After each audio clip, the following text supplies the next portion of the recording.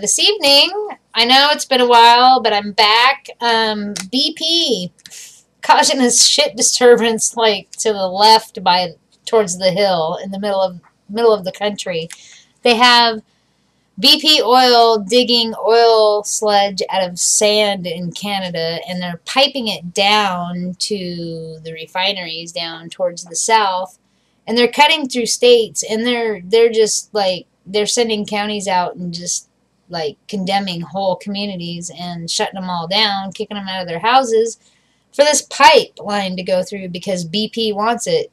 So every time you go to AM/PM and you know who you are and you put gas in your tank from AM/PMs, that's BP Oil Company.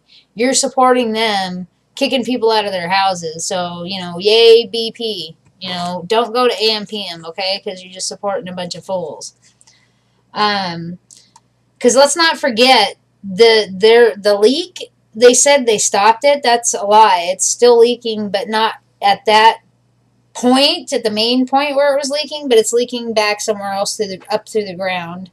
And people seem to forget that it's been over a year now, and the transatlantic current stopped flowing, and people don't, that storm you saw, that's why.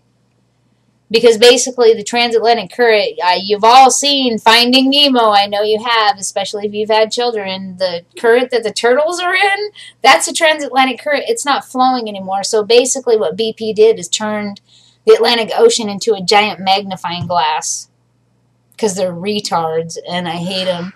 And 6% of our farmland to grow hemp. We could be growing our own fuel. Why are we sucking the dick of OPEC? Whoa. Why? I just don't get it. It's just disgusting, Stop. Stop supporting AM/PM, please.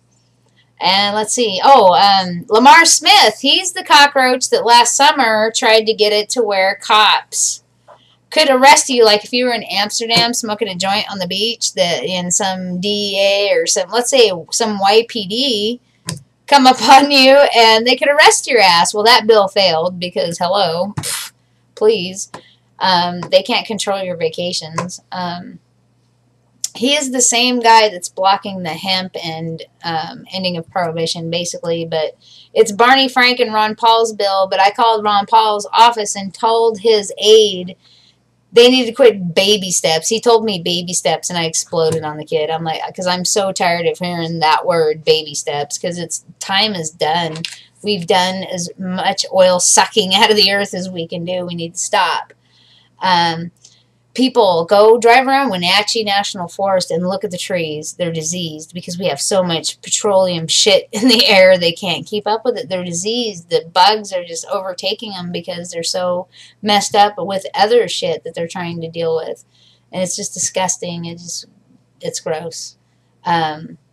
Oklahoma have this online petition going to for the governor to excommunicate this woman's conviction. She was convicted 15 years in jail for selling a $30 bag of weed.